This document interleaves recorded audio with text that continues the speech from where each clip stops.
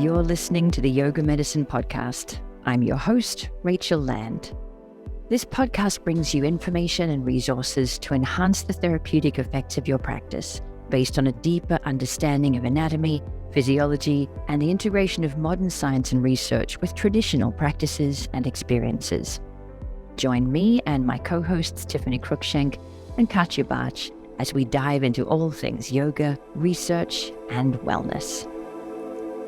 Hello and welcome, or welcome back to the Yoga Medicine Podcast and to this special best of episode for 2024.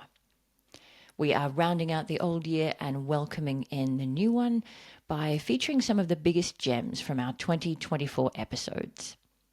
Each episode has its own nuggets of actionable and interesting information, but in this one you'll hear some common threads, some themes that weave supposedly varied topics and guests together.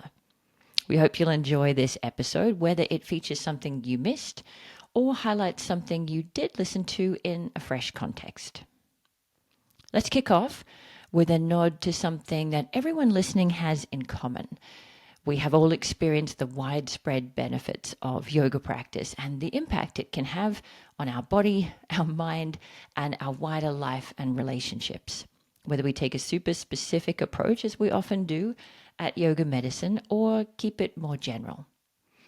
In this clip from episode 102, Fascia and Pain, hosts Katya and Tiffany talk about some of the fascia science behind the many benefits of simple and diverse movement. The idea is that as we maintain movement, we can maintain that gliding. And so really, I think any kind of movement practice can be an important application for what we're talking about within this fascial mobility. And if we're talking about this happening all over, I think the implications are also that, either we're working on areas that need it the most, if there's problem areas or areas that need to be addressed specifically, for whatever reason, pain or athletes, whatever the case might be, or both. Or the fact that we also just need to kind of find different ways to mobilize a lot of the different parts of the body. And that can be more challenging too. And I think sometimes why I really like our weekly lineups, where instead of going back to the same practice all the time, we kind of get set in our ways. You get slightly new practices. I really love trying to find movement in different ways, and I know you do too, to kind of work through the different areas and feel into that fascial gliding. That's, I think, so important, so simple, but yeah. I think diversity of movement is such a big one. And I think one thing, it's so important what you're saying, that there's basically those two big buckets of what can happen to the fascial tissues, one more related to the collagen density and the frost connections maybe, and the other more related to hyaluronin and the water content maybe. And one thing that gets asked so often, I feel, is what is happening after my practice? Why am I having more mobility? Why am I having more range of motion? Part of it might be because of that slide and glide. There are other nervous system related aspects also, but when we just look at the fascial tissue aspects, the short-term effects probably lie more in the hyaluronin slash hydration water bucket. So the immediate aspects you notice are probably more related to hyaluronin, water, maybe nervous system, and the longer term effects. So if you really stick to your practice and if you do those weekly wellness lineups for a longer time, you can actually expect to change the architecture of your collagen matrix. We love exploring the junction between science and personal experience at Yoga Medicine. And one of the other principles you'll hear come up repeatedly is the middle path, pursuing a more moderate approach over extremes. In episode 115, Who is Yin Yoga Not For?, Tiffany and I talked about how we can reframe our practice to embrace that approach. I'm not pushing and forcing range of motion, especially when I just feel like I'm at my end. Like when I get to bone on bone, it's not always painful. It just kind of feels like, well, that's it. And so, instead of pushing and pursuing more, and this has kind of been the theme of our whole talk today, is like find that middle path, find that 60 or 70%, look for a gentle tug, don't push, don't force. And, a lot of it will be just fine. A lot of Yeah. these things. Yeah, and I do think there is an education process when people are new to yin of more isn't better. You don't have to tuck your feet behind your head. You don't have to rest your stomach on the ground. You're looking for the beginnings of sensation for you. And then the idea is to kind of stay there and see what happens. And sometimes the body does invite you a little bit deeper, and sometimes the body asks you to back away. But if you're not listening for those subtle signals, you can miss them, she says from personal experience. So it is a real practice of listening. And fortunately, it's also one that really celebrates individual range of motion variation. And so it creates a culture that is a little bit more accepting of we're all going to look a little bit different, and we might have some different angles, and we might have some different props, and that's just how yin is. But it takes a while for new students to get used to that culture and to not approach it the way they would a similar shape in a hatha class or a vinyasa class. Right? I love that part too, because like Same. it's your pose. It's your pose, and you have to feel where that tug is, and maybe turning your shoulders a little, or maybe turning your hand a little, or rotating your leg a little. Like, I think yin is, we talk about this a lot here. This curiosity is really important to finding the areas that might need a little support, that where you can find a little of that tugging and that tension, not to get rid of it. And again, for those of you who have studied fascia with us or myofascial release, you know the importance of this tension distributing system. I Mm. don't want to eliminate tension. That tension is my friend, especially as an athlete, but also just as a human being to have Hmm. stable, strong joints. So I'm not trying to get rid of it, but if I approach yin with this mentality of rejuvenating the tissues, I think the whole practice changes a bit rather than trying to get deeper and like go further or look like the picture or get more range of motion, which might happen for people who have lost range of motion. And so, I think just embracing that individuality, like you said. Another repeated theme in the podcast is how we use different aspects of the practice to help us regulate our nervous system and thereby access its global influence over all of the other systems of the body, as well as our thoughts and emotions. In this clip from episode 113, Tissue Stiffness, Friend or Foe, Tiffany and Katya discuss the impact of the nervous system on our fascia and thereby how we move and feel in our bodies. One that's really important in a yoga setting too, that we talk about a lot, so much, I think, in yoga is the nervous system, which is such a big part of that as well, I'm sure. Yeah, the nervous system, of course, is a huge one, not only from a neuromuscular perspective, so just how much tone your muscle has through motor control, so attention you have because you're flexing a muscle, or also just the general tone of your muscle that you receive through the nervous system is one big aspect of it. And the other is that also the autonomic nervous system can play into that, because the autonomic nervous system can impact blood flow and the fluid state of the fascial tissues.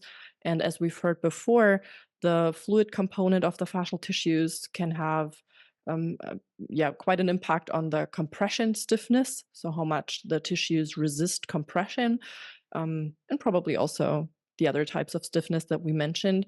But know that the autonomic nervous system, through its impact on the fluid mechanics of the tissues, can also impact tissue stiffness, how we're defining it or how we're talking about it today.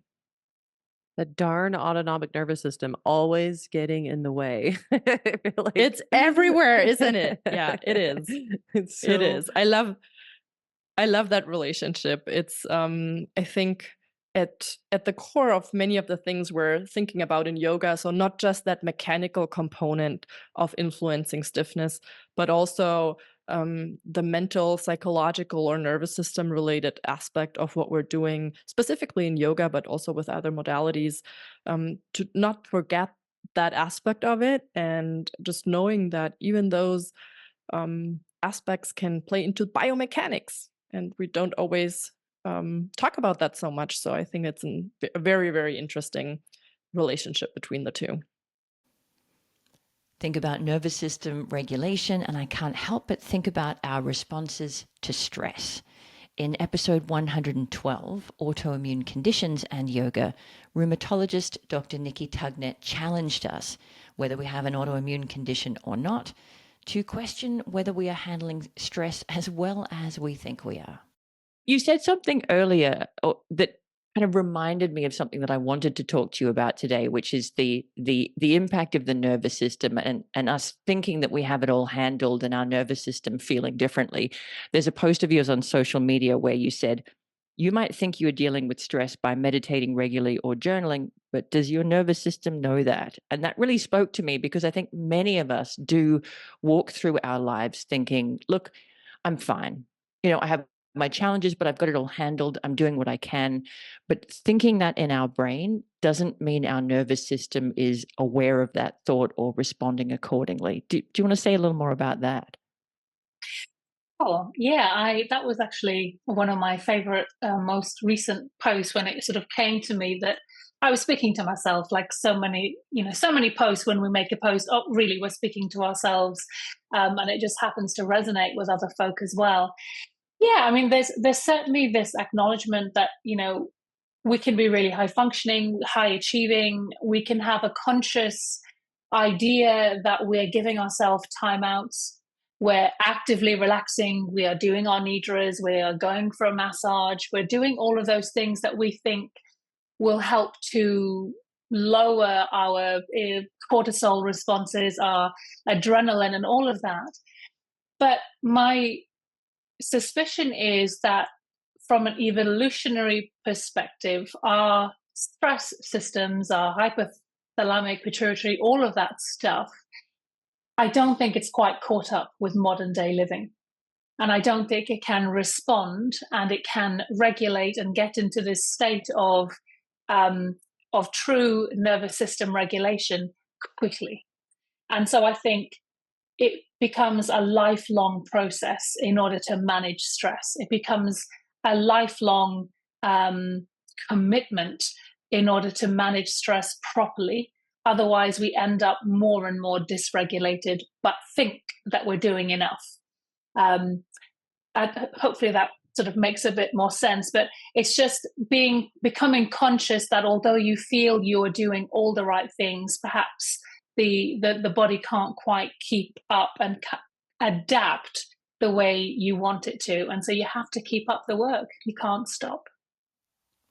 And in episode 101, Comfort, Challenge and Compassion, psychotherapist Aisha Farkrow also talked about the overwhelm of modern life and stressed the importance of safe spaces as a refuge.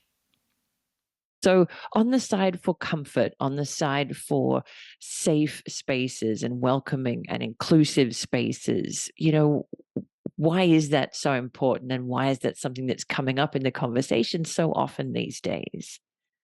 I feel like it's because we've created a world that's so out of balance with how we're meant to function as human beings. We're in a world that demands constant stimulation, constantly keeping up with things.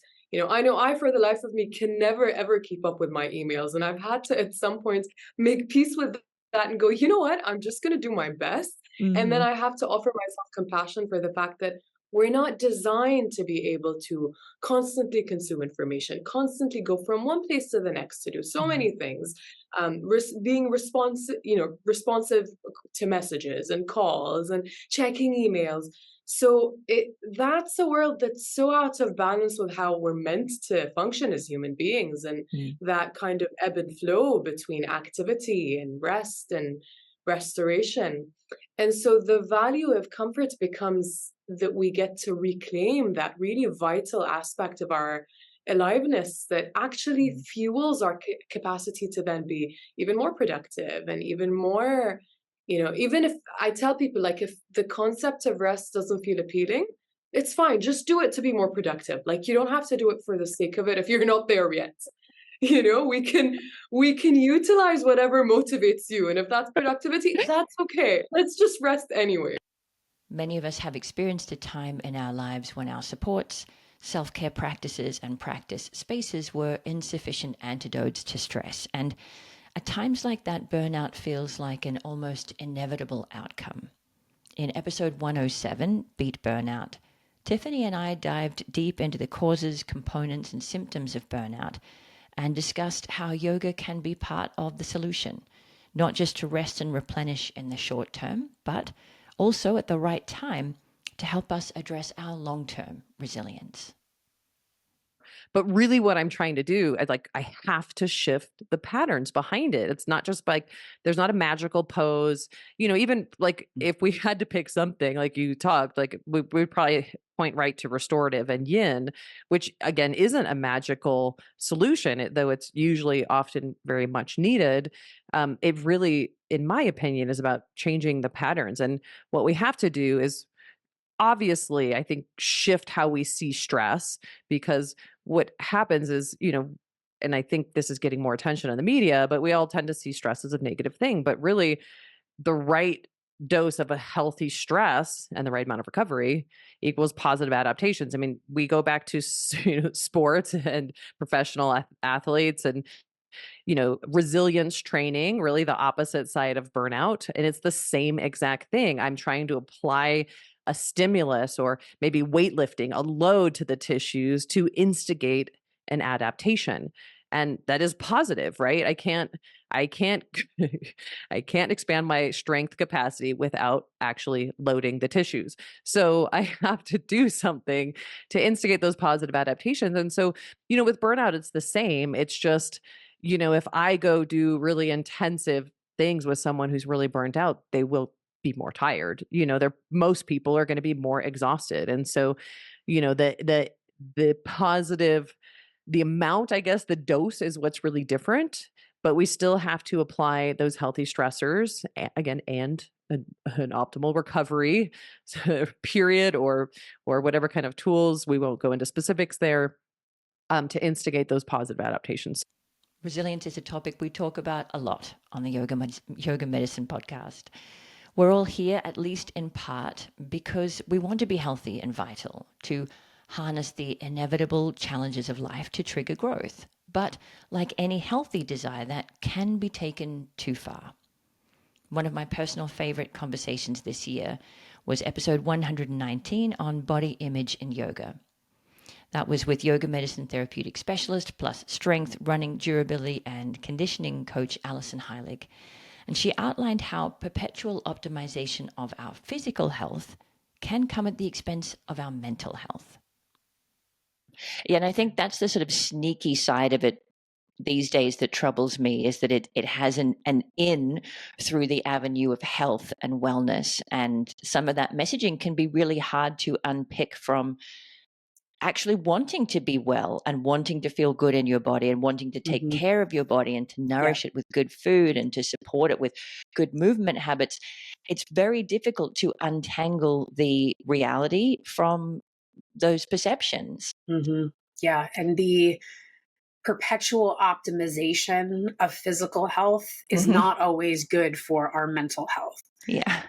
Right. It looks like, let's just suck the fun out of our lives completely. We'll be in really great health, but it'll really be miserable for us to live those extra years that we've earned for ourselves. Like I tell people all the time, like, if I am doing all of this, right, this healthy stuff to take care of myself, to earn myself potentially some good years, there better be a birthday cake in those extra years. Like, I don't want more years if there's no birthday cake in them, right? So I do think that it is a challenge in the health and fitness realm, in the yoga world and in all of the health and fitness space right now, where we have to be careful around the conversations of perpetual optimization of physical health, which I feel like we're just full of, cold plunges and this, special drink and this thing. And it's all like about like optimizing your physical health to what end?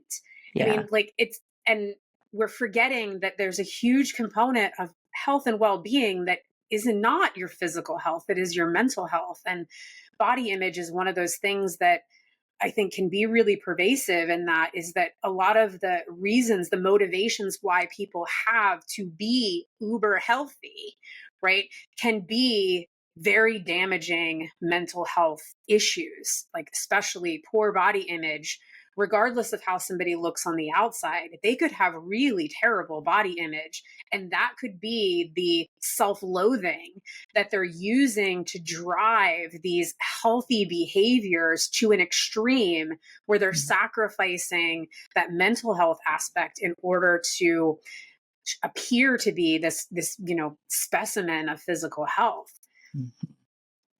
Yeah, I think this is where it gets challenging for those of us who teach yoga and hold yoga spaces, because there are a lot of takeaways from yoga that can be incredibly powerful.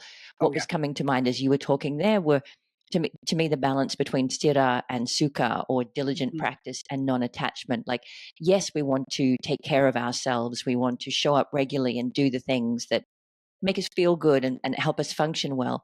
But there is a need for softness around that, a loosening of the grip. You can't hold it too tight or it will slip through your fingers. That there can't be a compulsiveness about it.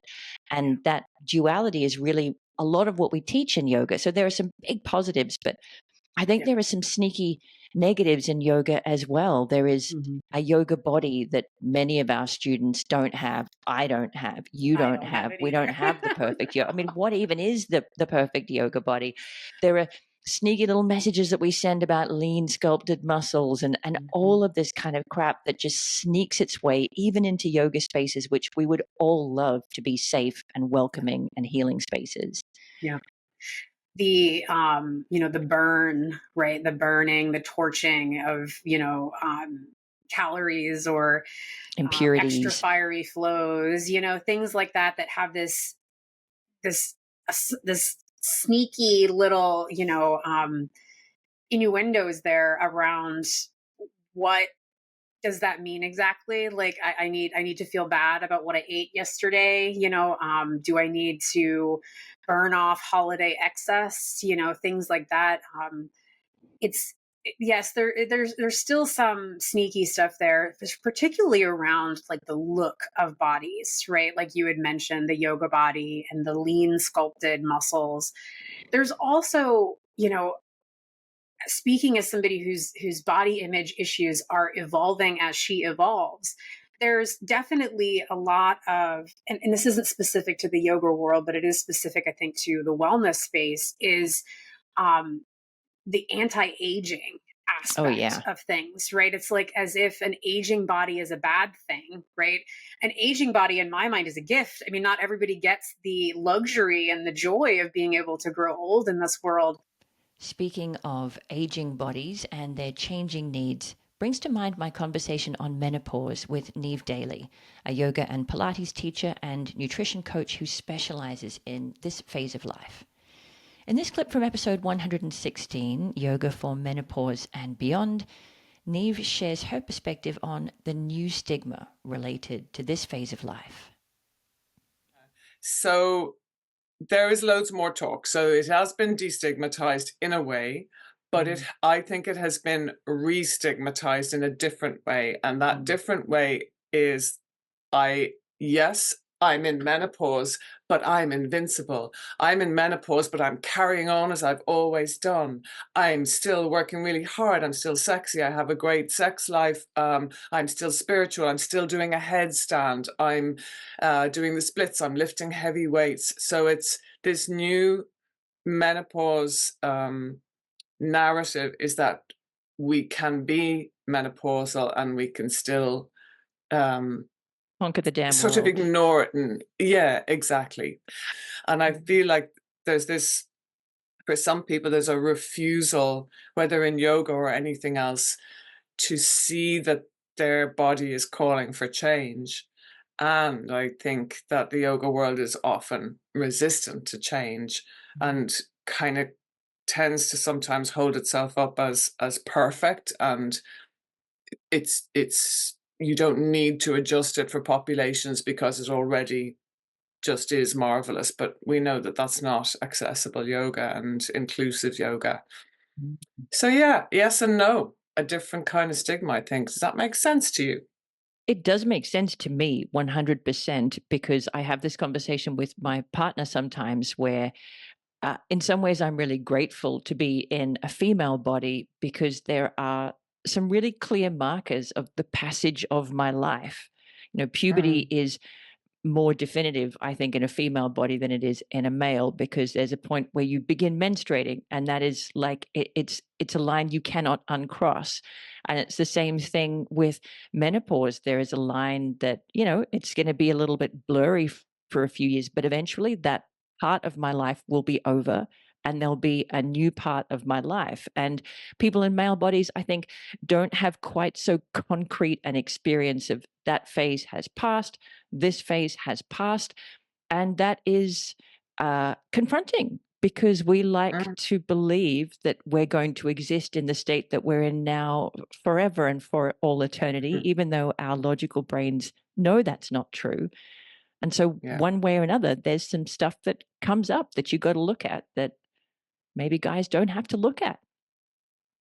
Yes, absolutely. I think what perimenopause does is that it actually puts up in your face. I remember, I think the phrase I put in my book is that as if some government somewhere sends you an officially stamped envelope with a letter inside saying you are mortal. And so it's like we meet the truism or the truth that we will die. Whereas I think when we are in the buffer of estrogen and progesterone, which can make us really handle life possibly above capacity, but we feel like we have the capacity for a lot of things. We recover easily. We've boundless energy. I mean, of course, sometimes we don't have boundless energy in the menstrual years, but in general, it's a bit more bouncy.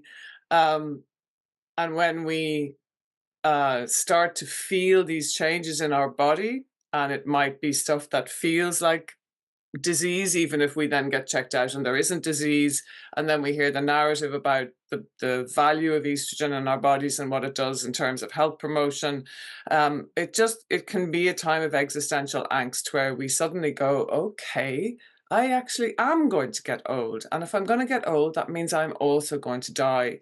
And that is huge. That is like a big part of what yoga teachers are holding. And they're maybe holding it without the women even themselves knowing that they are feeling this existential angst. They are feeling uncomfortable. They don't have the questioning to figure it out, the self-questioning to figure it out. And that's a principle of yoga that I think is really important in yoga for menopause, is self-study and figuring out, what's going on for me. Unpacking how we feel and what we need is not always straightforward. It can be complicated, as Neve explained, when the signals between mind and body are disrupted by hormonal changes. It can also be complicated when those signals are disrupted by trauma, or when trauma occurs before those signals are even firmly established. Episode 117, Doing the Hard Work, with philanthropist Sarah Simmons, explored the heartbreaking and heartwarming work she does as founder and executive director of international nonprofit Her Future Coalition, and how important it is for survivors of sexual and gender-based violence to re-establish an understanding of who they are, how they feel, and what they need. I mentioned it earlier, and it's really, I guess, very personal to me that nonverbal healing modalities are so critical at this point. So many girls don't have the words for what happened to them. They might not even know the words, especially if they were very young, or if this isn't something that was ever talked about in their family. Probably wasn't for most of them. Or even if they, know the words, have the words, these are very, very hard things to talk about. And not everyone is ready or prepared to do so, even in the privacy of a therapeutic relationship. So we really, in those early months, focus on nonverbal healing modalities. Arts is a big, huge part for us. Movement, dance therapy, yoga, painting a mural, just really anything that can kind of get them out of their head and into their body and into being able to express or create, seems to be very, very powerful. And then, moving from that to maybe games and play that allows them to work through what's happened and also kind of rediscover who they are, what they like. The thing about preference is it's like so obvious to us. What's your favorite color? What's your favorite food? And we have these answers the ready, right? We know what we like. We've always been asked and allowed to choose. But in their culture, even before being trafficked, Mm. it wasn't, there weren't maybe options, or what they wanted was not important. So we have to kind of like think of games that allow them to identify and express who they are, what they like. And that's the first step to then figuring out, well, out of all that, where can I go from here? Yeah, I think that's so important because I remember the first time I went to the States, I was 12 or 13. And even coming from Australia, I found the level of choice there absolutely paralyzing, completely overwhelming. Where I might have 2 choices at home, I had 20 choices in the States. So I do think that's something that a lot of people would underestimate, that there's a process to knowing who I am, how I feel. This feeling means I like it. This feeling means I don't. This feeling means I'm interested. This feeling means I'm not. And then to go from there to the cognitive process of how do I rank these choices? Which one appeals to me the most? What are the pros and the cons? That's a real skill set that you just can't assume that everybody has, even though it's something that we in the West now probably take for granted. We do take it for granted. And like I say, Mm. I really had a learning curve to understand really what it even was. This thing that it's maybe not proper to want something. You Mhm. really always are supposed to be thinking of others, especially as a woman or a girl. So again, with games and play, we kind of hit on some techniques that allow people to to just begin to think about that. And I also think, Mm. like, in an environment of being trafficked, whether it's in brothel, or it's for labor, you survive by not wanting anything, not being present in your body, like Mhm. withdrawing from, and just like you're surviving minute to minute. The short-term memory is affected, because you survive by forgetting. So then you have to kind of bring that back and come back into yourself. I think there's a real spiritual element to this as well, of being able to invite your soul back into your body after you've survived by pushing that away. 2 major themes brought up there by Sarah were the power of body awareness and the importance of self-agency. These 2 themes also came up in the context of helping students experiencing chronic or long-term pain. In episode 105, Tackling Sacroiliac Joint Pain, yoga medicine therapeutic specialist Kelsey Wright shared how she used myofascial release to achieve those aims in her 1,000-hour capstone research project. Another reason why I love myofascial release is itself myofascial release. Like, you're able to do it yourself. You know your own intensity. You know your own. Your own body. You're so much more able to talk yourself into be like, this is okay. I'm okay. This is all going to And be this okay. is another place where you're handing control back to the students, where they're in charge of the exact location, the intensity, the duration. They're in charge of their breath and their internal responses to it. And the more involved and engaged they are in their sensation and the protocols that they follow, the better the outcomes tend to be. Because instead of handing agency over to other people, they're the person creating the shift and the change. They're the person deciding it. And you just can't put a price on taking charge of your own well-being. Yeah, and I think this is another place where I think a lot of people who train with yoga medicine get so excited about the anatomy and the therapeutic application that a lot of us start to think, what other training could I do? Gosh, I wish I was a physical therapist, or I wish I was a doctor and I had that background. But for me, this is another really wonderful benefit of inhabiting a space that isn't their healthcare provider, where we aren't qualified to inflict pain on people. We can't diagnose, we can't treat. So we really are just guiding them through an experience and asking them to notice which tissues are more tender. Can they find a version of that that's comfortable enough that they can relax into it? Does that mean more padding or less body weight? Does that mean more body weight and less padding? And to me, that space that people inhabit when we are guiding them through an experience we're familiar with, but we're not the expert and we're not fixing them, really puts them in quite a different place. And for people that you're working with who've been through multiple different treatment modalities, a lot of them have not had success, why not try an approach where you're not the expert and you're offering some options and they're really engaged in deciding which one of those feel the most helpful? Yes, because half of my students, half of the research students were my actual students. They were regular practitioners, but I had half that had never done yoga before. So my yogis obviously were a little bit more in tune with their body. This other half, no idea. Like they Mhm. they had absolutely no idea about mindfulness and that mind body connection and trying to have proprioception, and so it was a whole new thing for them.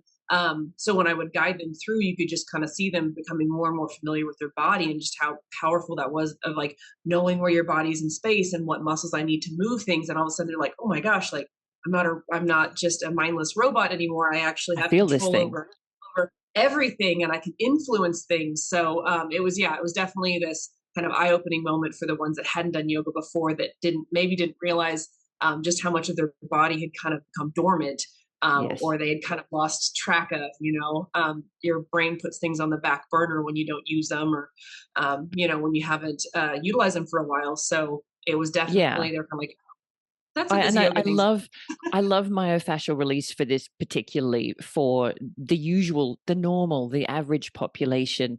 And I also love it for the yoga population, because we know what we're doing in Bird Dog or Dead Bug or Warrior 3 in theory, but you introduce a novel stimulus like myofascial release where there's really targeted pressure on one set of tissues, and in the one that you did first, rolling down either side of the spine, you've got this really specific feedback mechanism, this really tactile feedback of how do those tissues feel, how do the two sides compare, how does that location compare to the one that was higher up and the one that's lower down. So it gives everyone this really clear, almost external feedback device to help them explore and explain and unpack their experience. It's such a powerful embodiment tool, isn't it? None of us are keen to experience pain or injury. And a conversation I hear coming up regularly in the yoga world is what teachers can do to help keep our students, in quotation marks, safe. Tiffany and I explored this idea in more detail in episode 104, Safe or Fun. I agree. Yoga's very safe in the spectrum of things that we do, but nothing's completely safe, and I think um, our ability to support that is an interesting concept. I will say, for me, I think the thing that creates the most safety, again, the most we can in a yoga class, because there's a lot that's out of our control, is empowering our students to be their own teacher. For me, this is the crux of it all. I think a lot of times people come to yoga and um, they kind of hand over that ownership and that power in some ways to their teacher, as if their teacher would or even could know exactly what they're feeling and going through and needing, and where their body's at, what their day was, what their life has been.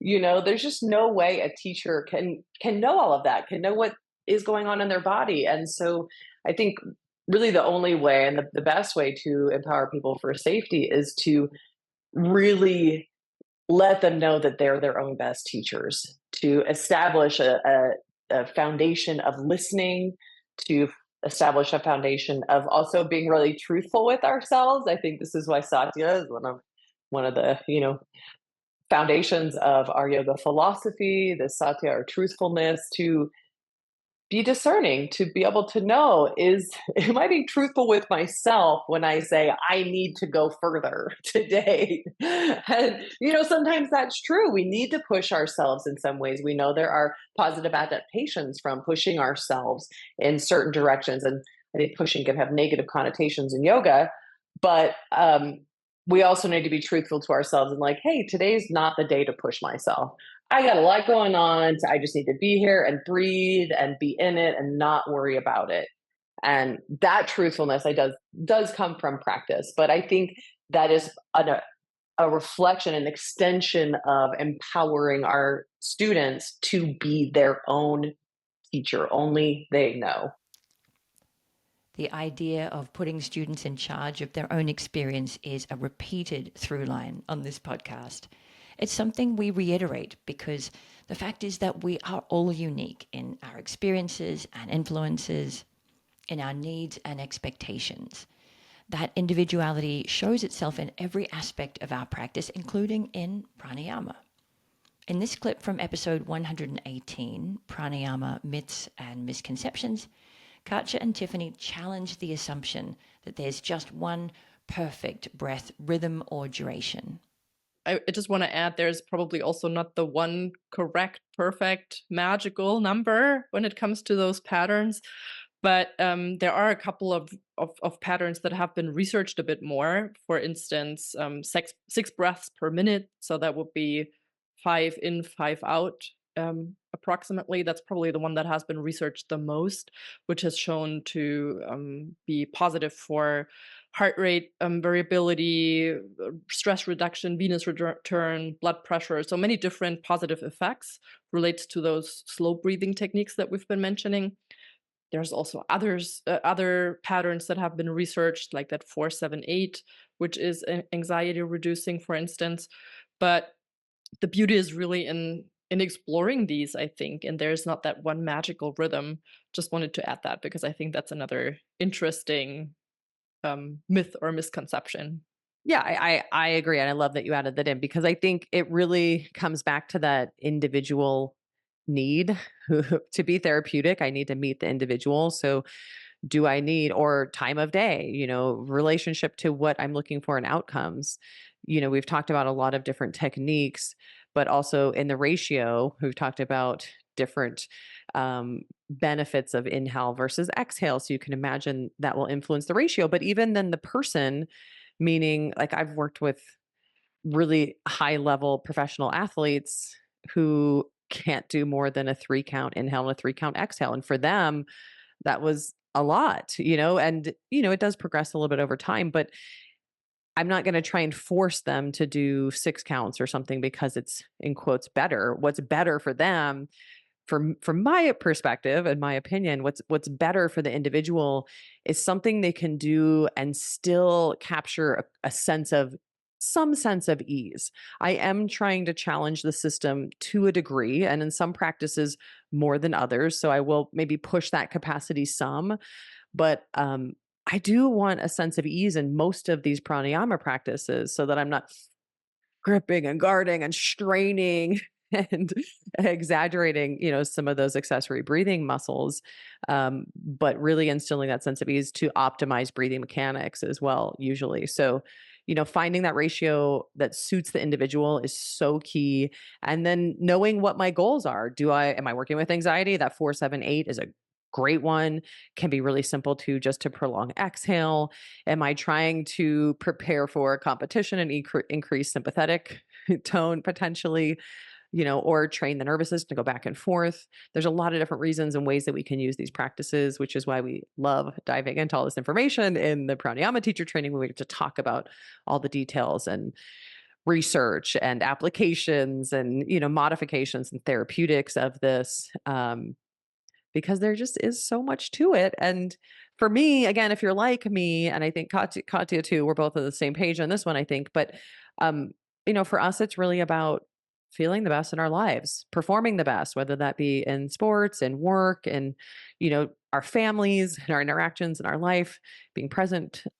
All of this can make it difficult to use yoga tools and techniques therapeutically.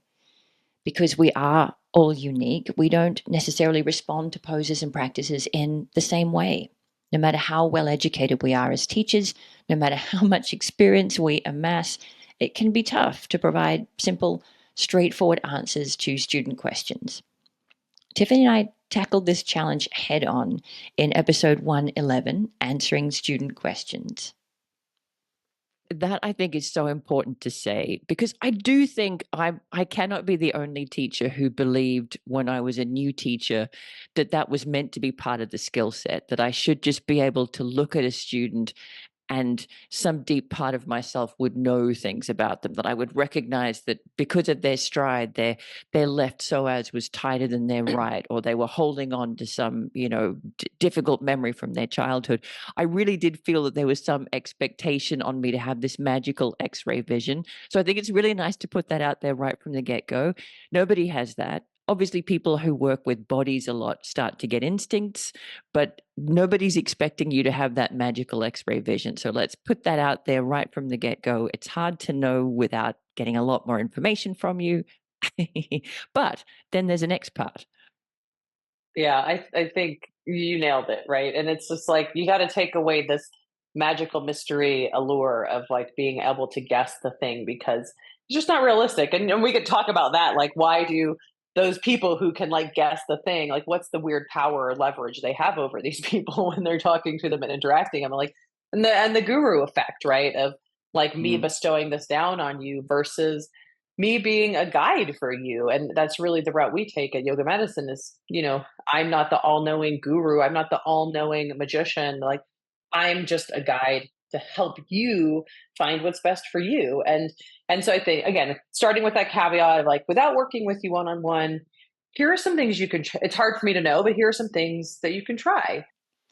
For me, that episode really highlighted the complexity of the fact that as humans, we aren't machines made up of parts that can be repaired or replaced, but intricate ecosystems influenced by our thoughts, beliefs, and expectations, as well as by mechanical forces.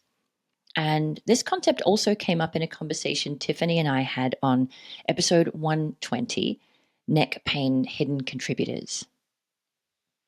I talked about looking upstream. And when we talk about upstream from the neck, what we're talking about really is head posture. So, the weight of that head leaning forward is such a big thing for the neck and everything below it too, the low back too. So also considering, adjusting where my head is in space. And again, for the context of this podcast, try not to overthink that. We can definitely go deep into analysis and we do in our trainings.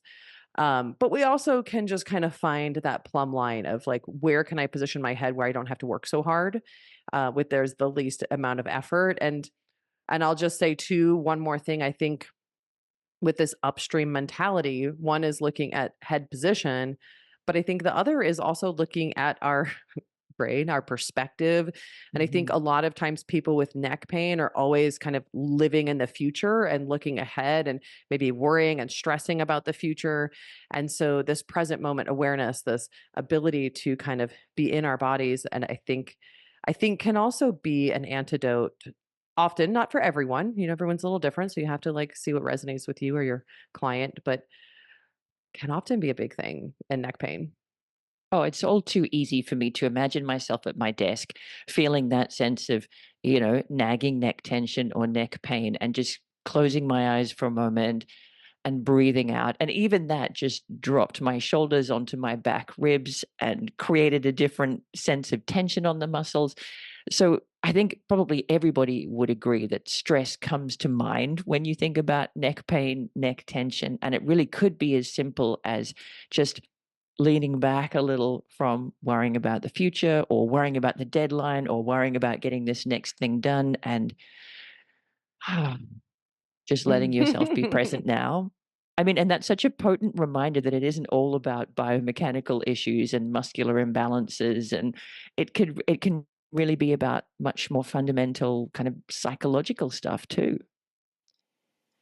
This is why so much of what we do at Yoga Medicine centers around crafting a therapeutic practice around the individual.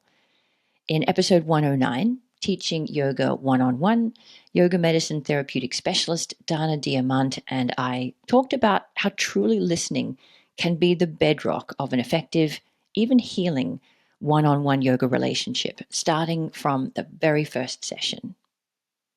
The first sort of step is really to get to know your client and the problem, so we might say that the chief complaint, and find out what that is in more detail, basically. So asking them a series of questions around when it started, what makes it better, what makes it worse,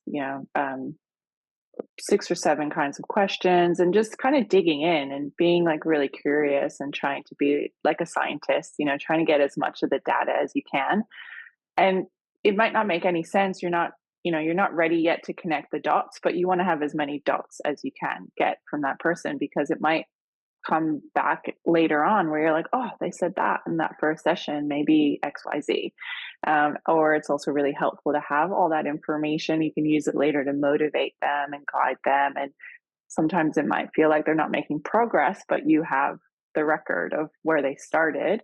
So you can show them how far they've come. So there is a lot of talking in that first session. You can think of it a little bit like an interview where you're asking them a lot of questions, they're answering.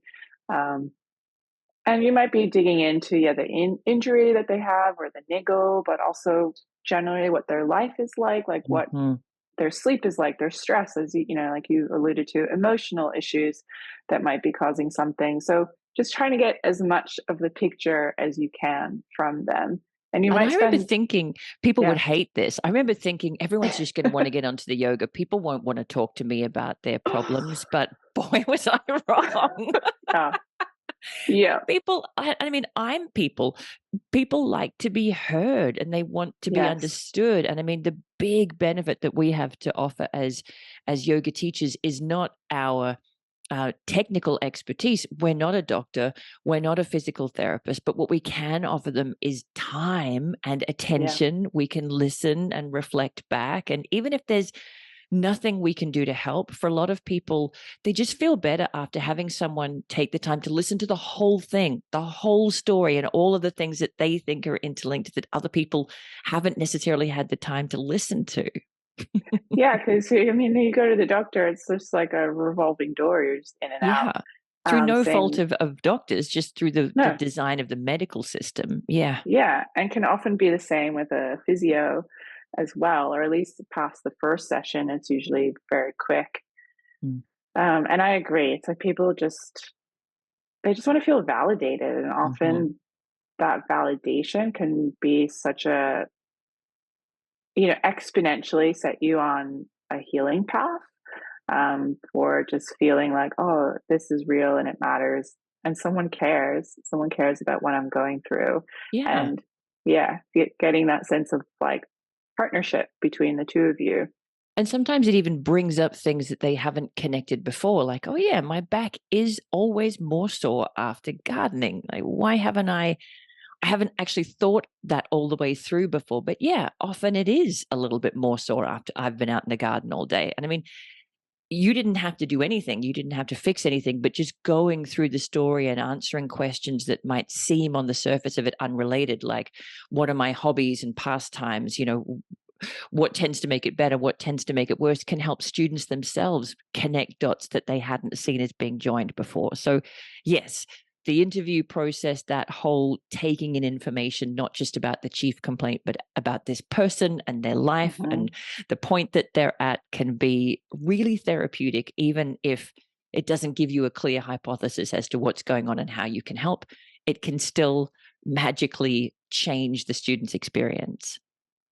Yeah, and to reiterate, especially if this person's coming back for multiple sessions, it's just such a great way to build trust and create that relationship with the student, for them to feel like, okay, this person is so invested in Mhm. me, and they're taking the time to get to know me and, you know, find out these things about me. That sentiment sums up so much of what we love at yoga medicine and why we strive to keep educating ourselves. But learning enough to take that big picture, whole person approach can bring up a new roadblock. Figuring out how to integrate new approaches, tools, and techniques in ways that are meaningful for our students, whether we are teaching a group or one person at a time. Tiffany and I discussed that challenge in episode 108, Integrating New Tools in Your Teaching. When we're new to teaching something, whether it's a set of information or a particular tool or technique or approach for a pose, it can be a little bit clunky until we become more polished and more practiced. And so Yeah. these days, I tend to spend a bit more time living with things in my own practice first. And then when I do start to teach them, I might start one-on-one so that there's more room for interaction. I pick a student that I think it will be particularly beneficial for, and I get to troubleshoot and work through miscommunications and questions and modifications and options and all of that sort of stuff, so that when I do start to teach it to a group, I've overcome some of that clunkiness and the process flows a little more smoothly, and I'm able to signal in advance. Some people are more tender here than others, so you might like to grab a blanket to pad the, yada, yada, or you could try turning it down to its flattest height.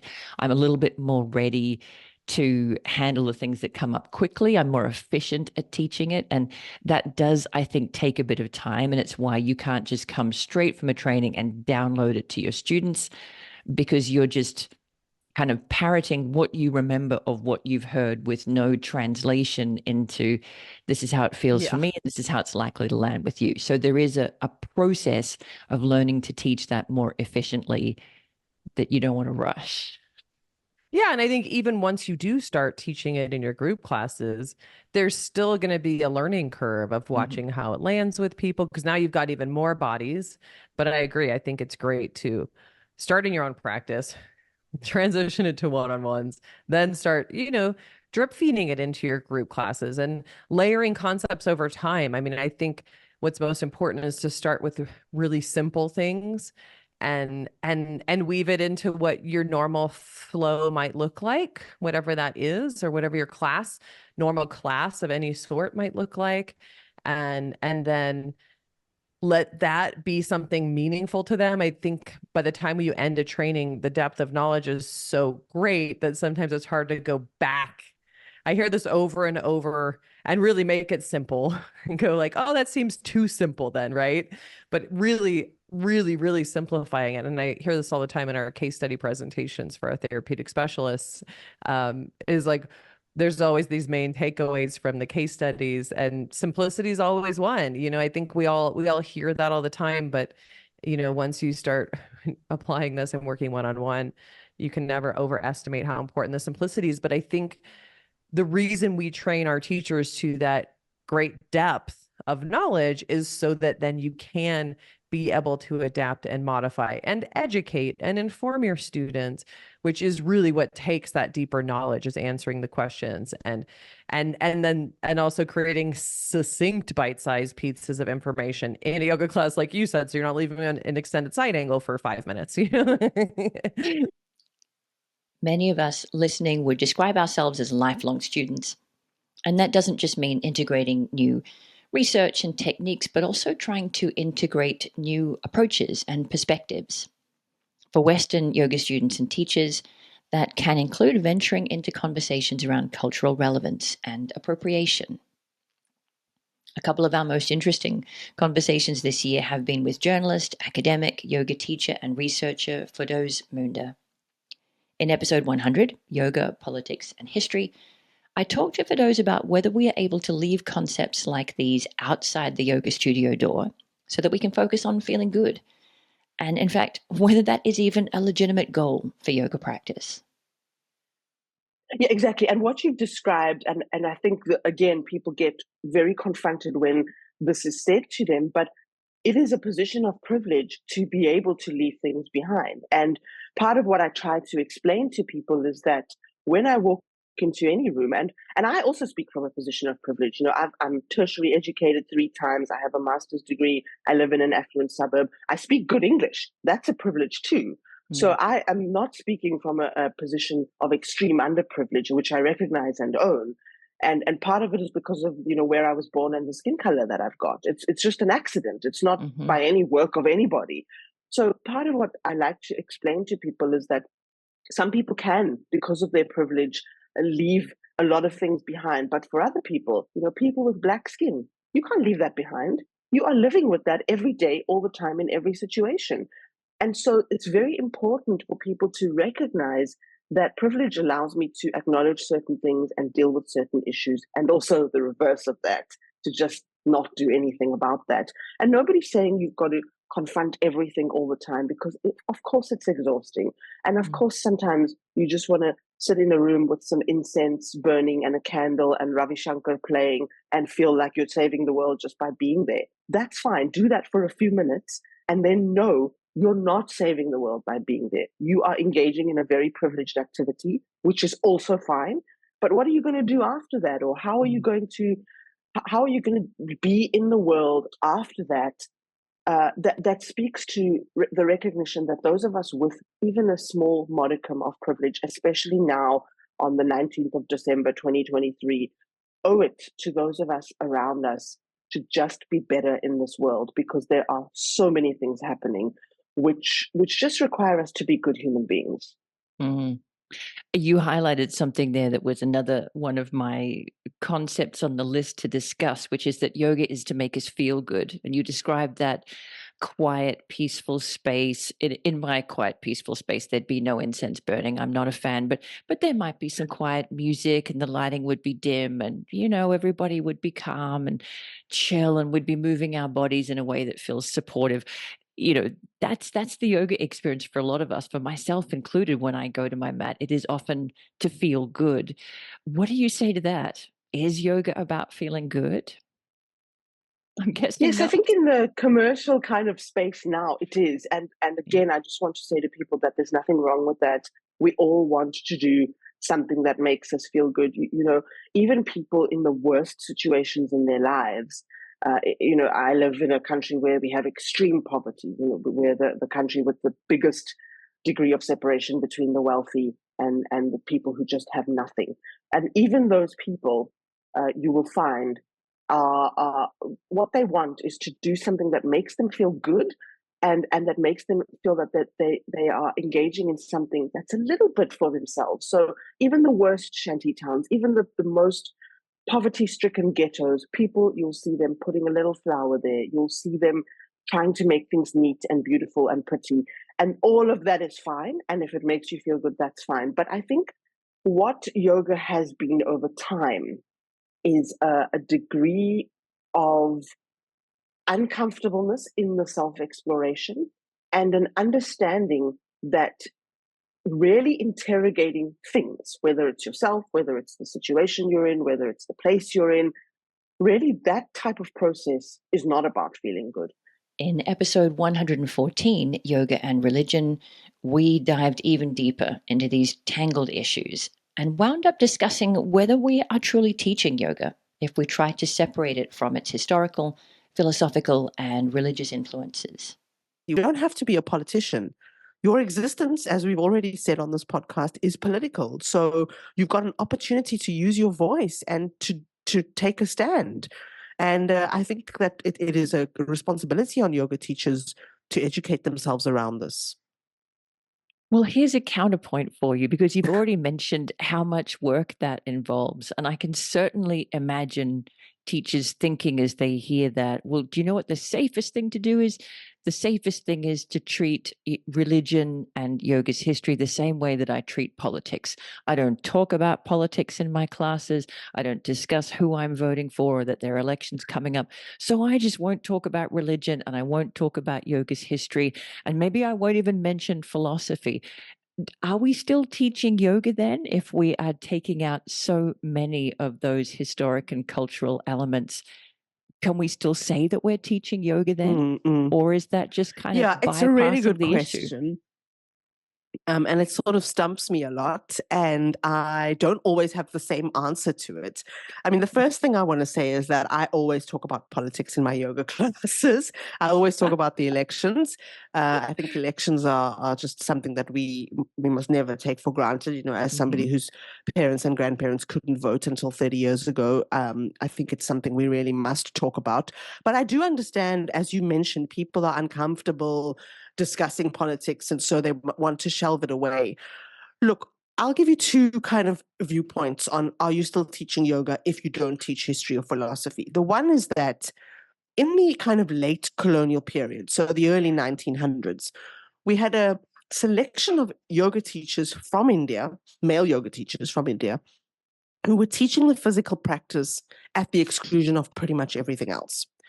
And I'm talking about guys like Sri Yogendra or Kuvalayananda, who sets up the Kaivalya Dharma Institute, who wanted to view yoga asana as a means to become healthy, who wanted to explore the scientific benefits of yoga asana, who wanted to help people cure disease or prevent disease, depending on which way you look at it, and who were very clear in the texts that they wrote.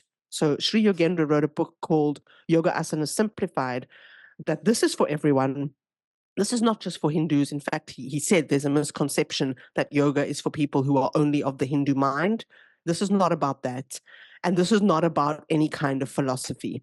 We are just teaching a physical practice. That is what a lot of yoga teachers do today, right? The difference, of course, is that they're not Indian men, a lot of them. A lot of them would be Western women. So I suppose there is an argument you can make that Indian yoga teachers did it. They said it was okay. Therefore, we can also do it and it's okay. The other part of the argument would be that the history of yoga, I did a master's degree in it, which took a year. I've been working on a doctorate, which I don't think will be finished anytime soon because I also have a full-time job. So the history of yoga is taking years and years and years and years to look at and get one person's head around. And you're not going to teach it in a 60-minute yoga class, right? There is absolutely no way. So the question you have to ask yourself is, if I'm going to drop a little nugget, is it going to be the most concise, succinct, well thought out nugget I can drop that's not going to lead to students saying to me, hang on, what about this? What about that? What about that? Or should I leave it out entirely and not risk going there? And I think that's for individual teachers to decide. I think those with more experience and those who've maybe engaged in the material at different levels could maybe find a sentence or two, could find a little thing to drop in that may just, spark something in someone's head, get someone thinking about the history of yoga in a different way. And you don't even have to get them thinking about the history of yoga. Maybe what you want to get them thinking about is the situation outside the door of that studio. Conversations like these can bring up the question, who is yoga even for? And who should be teaching it? I unpacked some of the common misconceptions around who yoga teacher training is for with Dana Diamant in episode 103, Teacher Training Myths. Yeah, whatever you have in your mind of what the yoga teacher trainee should be, the reality that both of us have experienced is you can probably throw that away because all ages, all sizes, all walks of life, all cultural backgrounds and religious backgrounds, all physical ability levels, all personality types are not just welcome, but I think necessary. Because if you want to create an experience for students that's varied, you need the teachers to be varied too.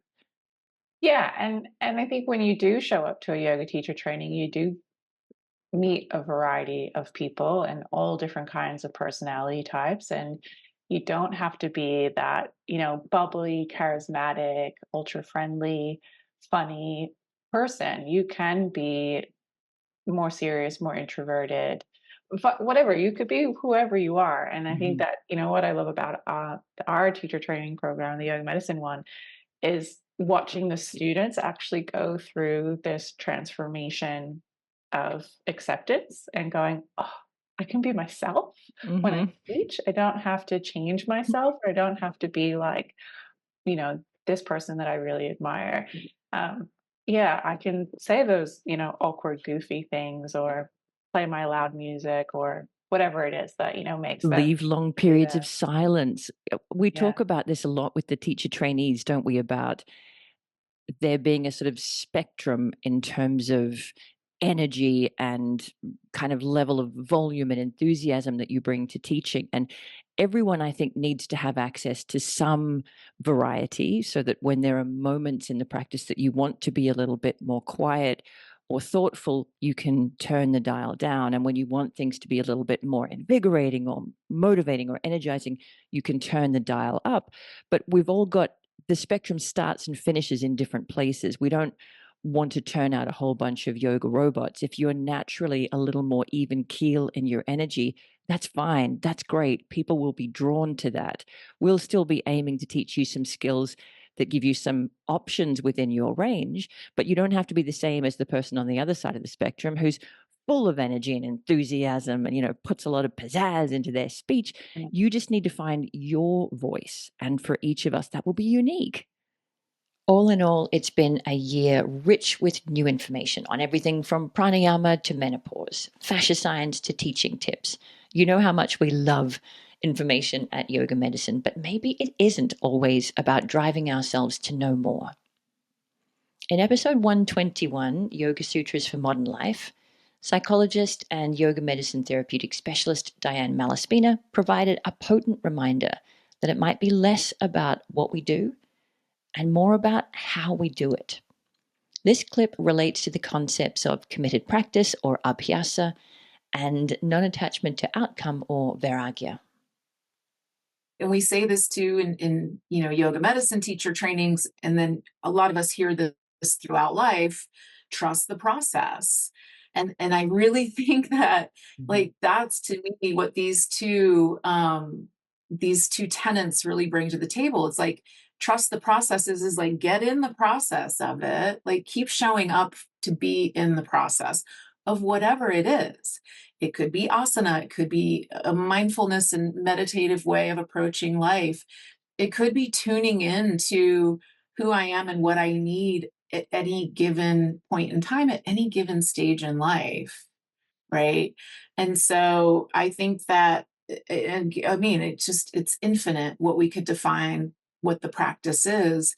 And then I think the reason that these two go together so well and were taught together in the original text is because if you get the motivation and the energy behind that showing up for whatever it is that you're showing up for, then it's like, okay, well, how do I tweak this for it to be really meaningful in a sense? And that's through that reflection and detaching from it so it doesn't have to be something other than us of what it is. That's it for this special episode of the Yoga Medicine Podcast. You can rely on us to keep exploring the power of the practice in all its myriad aspects. We hope you'll continue to join us in the conversation.